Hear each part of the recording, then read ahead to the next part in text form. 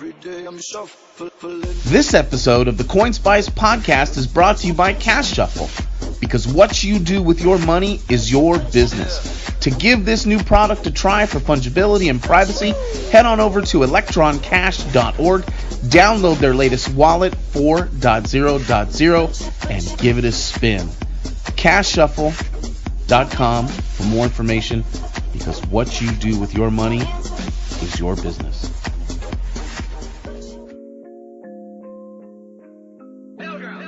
What is really going on, Crypto Savages? This is your host, C. Edward Kelso, Editor-in-Chief out at CoinSpice.io. Back with another episode of the CoinSpice podcast, and this time around I've got Bitcoin Unlimited's Chief Scientist, Peter Rizun. Dr. Rizun is a kind of a heroic figure, I guess, in the Bitcoin Cash community, especially one of these guys that always has a very sober voice, kind of the adult in the room. He has come under some controversy of late, especially in the last couple of months, and so I've dubbed him the human lightning rod. Not only did he step into it with the Bitcoin core people over the Lightning Network, but also with our own community and some of the problems with what some people perceive as Bitcoin Unlimited's being soft, I guess, on the issue of lawsuits and developers. I give Rizun a chance to kind of address all those things. I think he's a force for good in Bitcoin Cash, and I think ultimately he comes down on the right side each time. He's also just a fantastic educator on the issue of Lightning, and I get some kind of cool background. This is his first interview since the controversial What Bitcoin Did podcast episode with Peter McCormick, if you were paying any attention to that. So fun stuff. I think you'll really enjoy it. Sit back, grab yourself a cool glass of milk, and enjoy Dr. Peter Rizun, Chief Scientist from Bitcoin Unlimited, right now.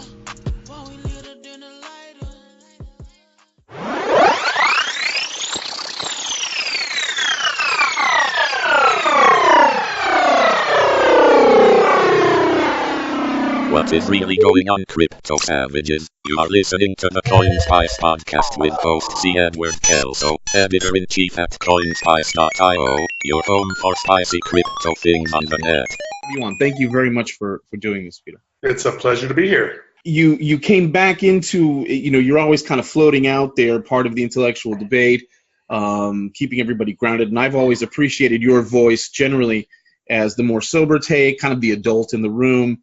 You sort of elevate the conversation, and boy, did you step into it. I now refer to you as the human lightning rod because you got on Twitter, and I didn't know, in this case, Peter McCormick had reached out to you for a podcast interview.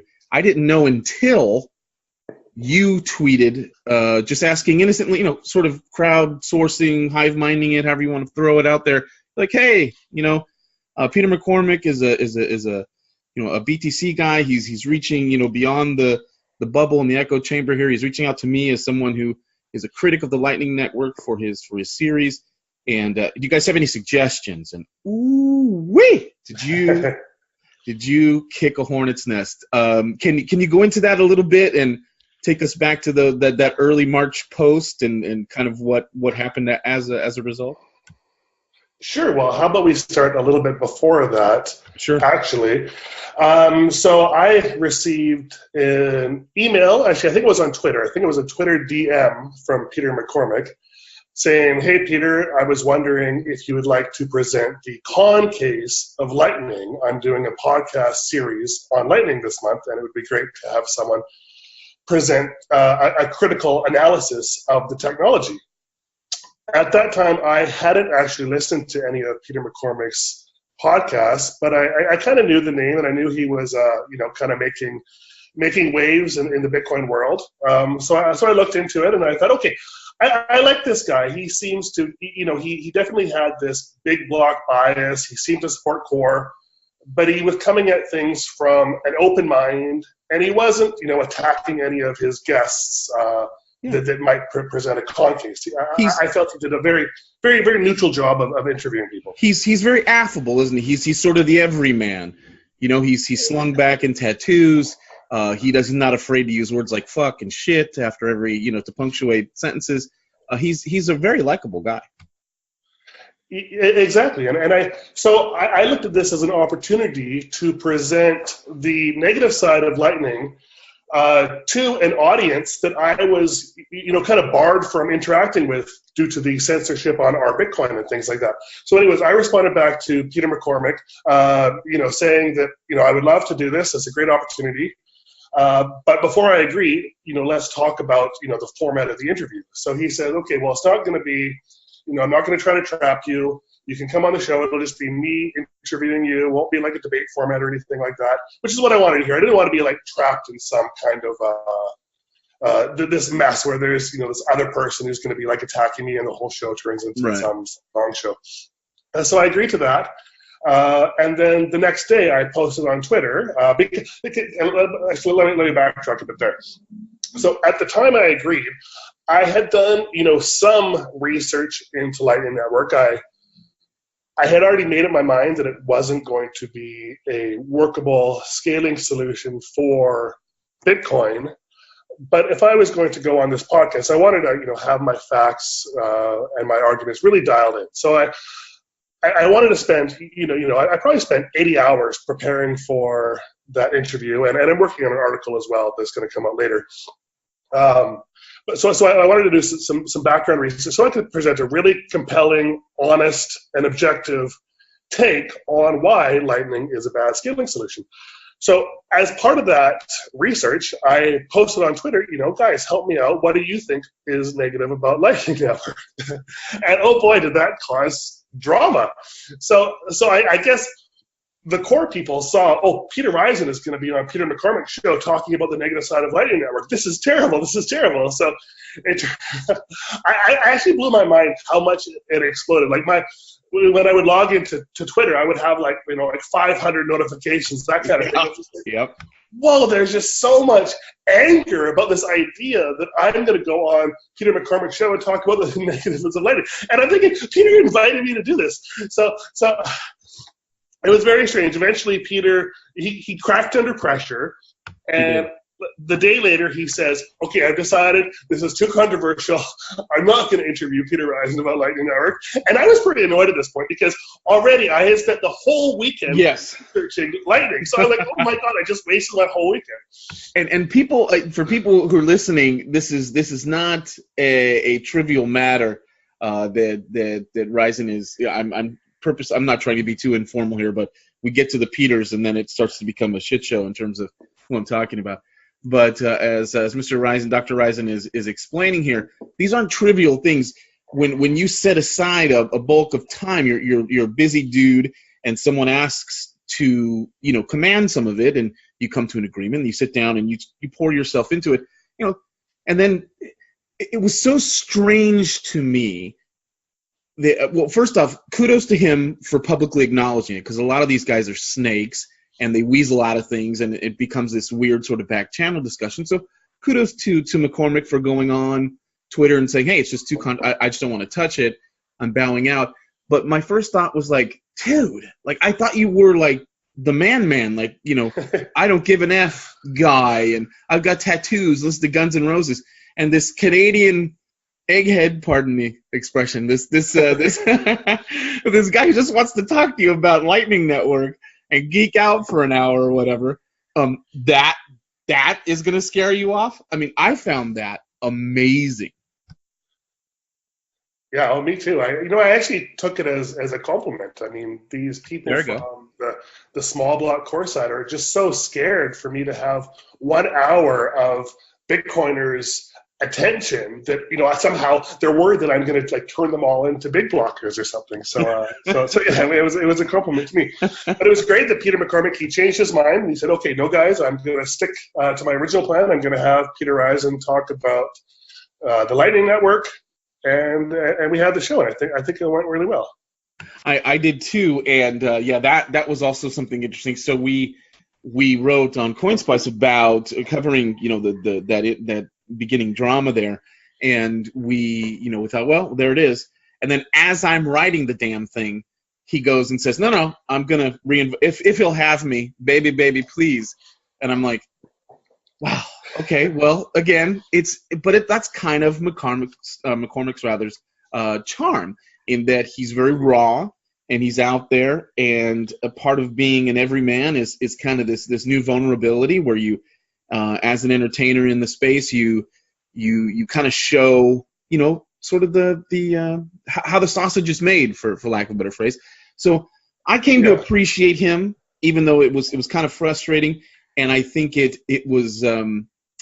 exposed a greater truth that, for some of us who are notorious, BCH or big block champions or partisans, when we talk about censorship and we talk about the brigading and the bullying and the constant trolling that we get, people, I think, from the outside kind of, these guys are just babies. But then when you have someone who has street cred like McCormick going up there and going, Jesus, guys, I just want to talk to him. And they started using, you're giving Rizun a platform, like you're some neo-Nazi that's running around threatening black people. It was wild. It was wild to watch him. Like, you do understand we're talking about math. Like essentially what we're getting into here is ones and zeros. Like, no one's going to die. So yeah, that was very interesting. But good on you. I was kind of hoping in my more, my crankier side that you would just go, hey, dude, kick rocks. But you didn't. You accepted the invitation, and you characterized the interview as going well. I think it did too. He tried there's one small point though where he gets kind of aggressive, but it's minor. It's he approached it in a way that he allowed you to speak, which was great. So yeah, and you got to understand, like, from his point of view, he's trying to walk, a really fine line, where he's trying to, bring people like myself and other big blockers and other controversial people into his show, but at the same time, not alienate his audience, not alienate all these maximalists that are supporting him. So I think he kind of has to be a bit aggressive, and I was expecting that. So I didn't take offense to that. And so you go on the show. It's an entertaining one, which we'll link to in the show notes. What has been the feedback since? How have both sides taken it as far as your understanding? I think that, I feel that this whole episode around, the controversy around me going on the show, the podcast we recorded, the discussion it generated in the community, I think that really helped to open up a lot of people's eyes to the limitations of the Lightning Network as a scaling solution, especially in a high fee environment. Like, already I'm seeing more people from the Lightning side of things, talking, what in my opinion, more honestly about the limitations. And it was encouraging for me to hear Taj being interviewed by McCormick a couple episodes later. Right. And he echoed a lot of the things I said, which was validating for me. Because, I'm always worried, like, am I being too critical? Have I somehow lost my objectivity? But hearing Taj echo that back, I'm like, no, I think all my criticisms were totally fair. And he's no slouch, Taj. He was, if not the principal, the main author of the Lightning white paper, right? Yes. Yeah. So that's kind of a high praise, faint praise, however you want to characterize it. You came up with 5 fundamental flaws, and I sort of in the interim there, as I think you'd already either done the interview, and you're waiting for it to be finally published. You wrote an article and you started posting on Twitter, which I thought was a really good analogy, and I've been kind of dying to ask you how you stumbled upon it, which was kind of a string with beads. And mm-hmm. Even McCormick during the podcast, kind of praised you for it and said, oh yeah, I read that, and it cleared some things up for me, or led to more questions. Can you kind of go into that a little bit, and maybe why you think that became so powerful for people, as a jumping off point to kind of understand where you're coming from? Sure. So the background on that is, Do you know who Captain Roger Murdoch? He's on Reddit and on Twitter now. Do you know that name? Vaguely. It is familiar. Okay, he's one of my favorite posters on Reddit, and he's also in BU Slack. So the two of us were kind of working on a game plan for the interview with McCormick together, and he mentioned, Peter, what you need is a really simple physical analogy for how the Lightning Network works. And we were kind of bouncing some ideas off each other, and we came up with the beads on the string analogy. And I don't think I'm the inventor. In fact, now that I've done some more research, I know that other people have talked about the beads on a string analogy before. So this was an independent realization. But yeah, I think it's a really powerful analogy, because once you have that vision of beads on a string and the beads are strapped on these strings, the problems with Lightning become really obvious. So if I want to send a payment to you, and let's say I have a connection with Alice, Alice has a channel with Bob, and Bob has a channel with you. Hey, Crypto Savages, this is C. Edward Kelso breaking in with a quick and very shameless plug.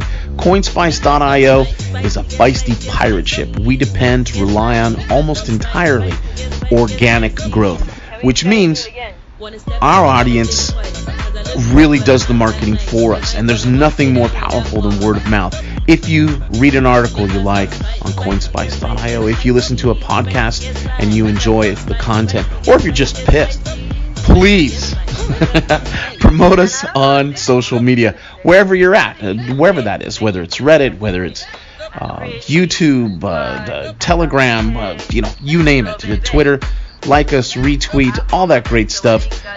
You can always find detailed show notes for every podcast on the corresponding page at coinspice.io.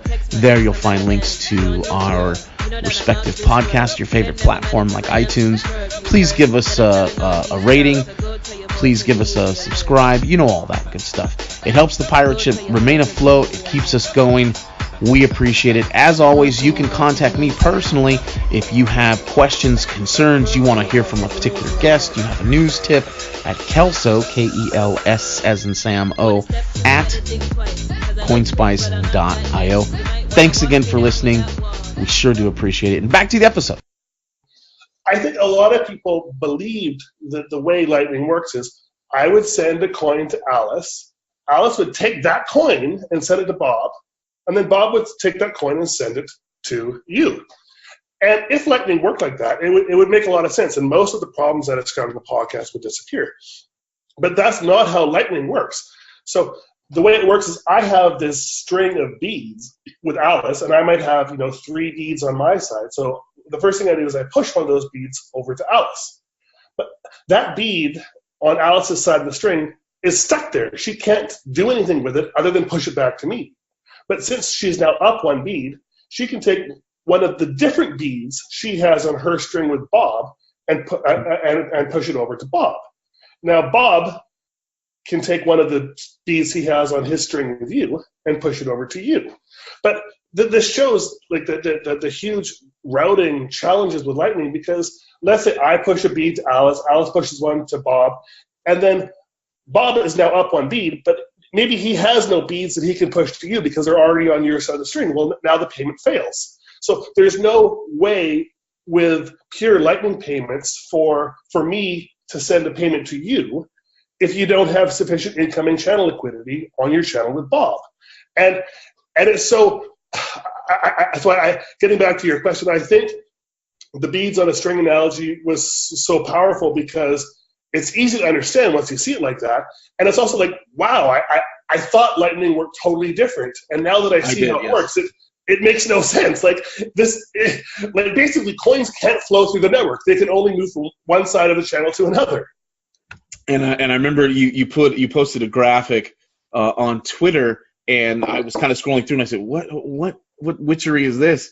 And I clicked on it, and then you had an accompanying, I think it was a Medium post, and I read through it, and it like you say, I don't know what I thought Lightning was before, but I walked away with a completely different understanding. And the idea that I had heard over the years now, and we've literally been discussing this for years now, that Lightning is kind of an over-engineering of a problem that either doesn't exist or can be solved otherwise with regard to a simple, in relative terms, block size increase. So I walked away with a way better understanding that maybe it is the case that this is, kind of over-engineering gone amok. So I encourage people to get out and listen to that episode of What Bitcoin Did. Dr. Rizun goes into 5 fundamental flaws. He fleshes them all out. McCormick has some really nice questions that he pushes back on. And Rizun is at his best, his absolute best, when he's not technical and talking to devs. So he's talking to me and regular people. And so, inadvertently, I think, sort of the I can't think of a nice way to put it, but the cat's been let out of the bag, or the dam is starting to break with that episode, because there was so much controversy in the Streisand effect of, well, now I need to listen, and now I want to see if he plays gotcha with Rizun and all that stuff. So I think if you sit through it, it really, and again, it was baked in for me that I was distrustful or skeptical of Lightning. So you made it that much more clear for me. And because I told you I'd only keep you for a short time here, I want to make sure I get into this idea, which is the May 15th Bitcoin Cash upgrade and BU's involvement. Kind of maybe take us through that and your general feeling on Bitcoin Cash and kind of where you see things now with BCH. I'm really positive on BCH. I'm glad that, I think there was some stuff with the last upgrade with BSV splitting off, but now that they're gone, I think we've really won that battle, and BSV is slowly falling down in market price. People are paying less attention to it. And I think that's a really good thing, because that, adds more power to BCH itself. So I'm really positive for BCH now. The May upgrade, obviously the big thing we're doing is adding Schnorr signature support. I think this upgrade is totally non-controversial. As far as I can tell, all the devs and most of the people in the community are in full support of it. So I don't think there's going to be drama like we had last time. So I think BCH has a great future. The only thing that I'm really worried about is there's always this sort of Damocles hanging over our head, because we are the minority hash power chain. Right. So so that's what worries me most. The BTC chain has 20 times the hash power that BCH has. And there's always this concern that, maybe some group of people rent a bunch of hash power and do some reorgs or mine a bunch of empty blocks or do something to delegitimize BCH in the eyes of the broader cryptocurrency community. And how worried are you about that this time around? There was these Reddit posts the last couple of days about this unknown miner mining Satoshi Nakamoto in his Coinbase transactions, who's accumulated like 40% of the hash power. And there's a speculation, that's Calvin and Craig, they're going to attack again, or this is, some Blockstream conspiracy to cause havoc on BCH. I don't know. I don't think there's any evidence that that's malicious hash power, but it's always a bit of a concern, and I think we just have to do our best and deal with any problems as they come up. But the reality is, Bitcoin's security model is based around hash power, and if there's this huge pool of hash power mining on BTC that at any time can come over and cause havoc on our chain, that's always a risk. And the only way to fix that is for the value of BCH to flip in BTC, and then we'll be the dominant chain. So I think that's what we got to work for. We have to, convince the world and the broader crypto a broader cryptocurrency community that big blocks is the way to go. Satoshi's original plan for Bitcoin works. It can scale to global adoption already. There's no need for these complicated secondary layer solutions like Lightning Network. And I think if we can do that, then we'll have the highest market cap, the highest coin price, and the most hash power, and thus be the most secure chain. So I spent the first part of the podcast here kind of moaning about all the baddies in BTC and the toxicity there that's very easy for me to point to and suggest and feel superior towards. However, the Bitcoin Cash community, whereas I think is much healthier in some respects, has also run into its share of issues. And obviously, we're talking about one of them as a result from November 15th of last year. But there's been some controversy with regard to Bitcoin Unlimited and some of the people there. So I'm not sure how much of that you want to get into, but I would be remiss if I didn't touch on it. For my side of things or our side of things, we tend to see lawsuits. Or lawsuit rather, aimed at some of the developers on the BCH side as being an incredible affront, not just to the people that we like and we admire, but also to sort of the open source idea. And there was an accusation thrown about that at the very least, Bitcoin Unlimited was soft on this issue. And you've since written about it, and there's been some resignations from BU in terms of formal working relationship, although I don't think there's been a schism necessarily, from some higher level people. But let me just start there. So where is there an official position? Is it maybe a red herring or straw man to say lawsuits BU that nothing to do with one another? How do you kind of what's your general feeling about all that I've characterized it as? Sure. I'll just give some of my perspective on what happened. So there was a lawsuit by some Florida company against Roger Ver, Jihan Wu, Omri, Sharma, Jason Cox, the ABC developers. And there's a lot of evidence that this is basically Calvin and Craig suing ABC developers by proxy. It looks like they bought up this shell company just so they could launch this lawsuit. And I think this is terrible. Like we reached out to the ABC developers to just say we sympathize with you, offered any support we could. I think it's sick that that open source developers who are trying to do what it takes to make Bitcoin Cash successful can be put through what in my opinion is a frivolous lawsuit like this. So yeah, I'm very sympathetic for those developers, and I think what happened is terrible. So where the controversy begins is some of the members in BU were happy about this lawsuit, and this kind of blew me away. I'm like, what are you guys? This is so sick, guys. Like, how can you be cheering on this lawsuit against ABC, Roger Ver, Jihan Wu? It just blew my mind. So that's what really caused the controversy in BU, and now BU is kind of split. Like I wouldn't say we're split in half. I think probably 3/4 of BU is thinks the lawsuit is terrible, is no fan of BSV or Calvin and Craig, and wants to build Bitcoin Cash to be this peer-to-peer electronic cash system of the future.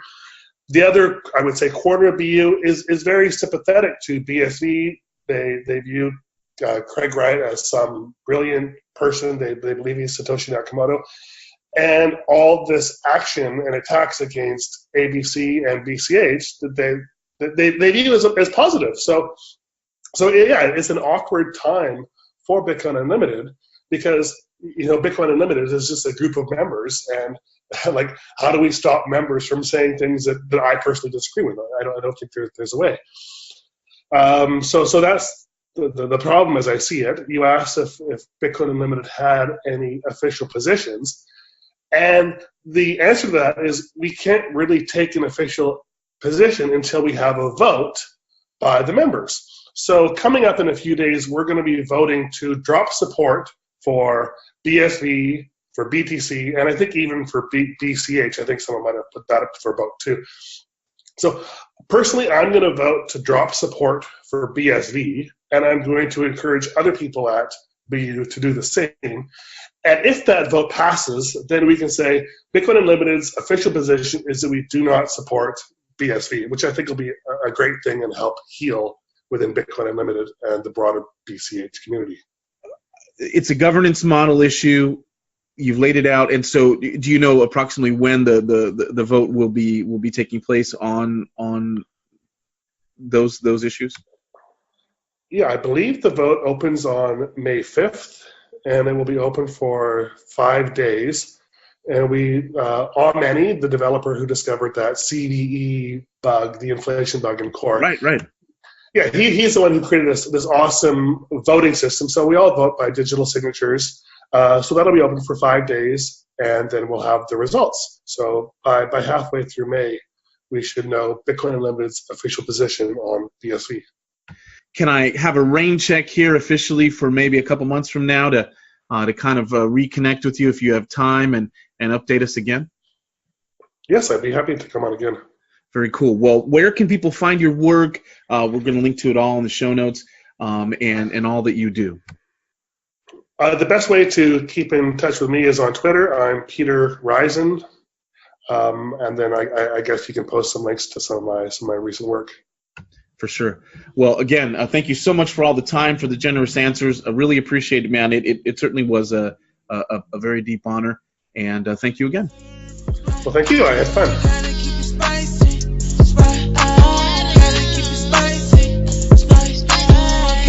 Spicy.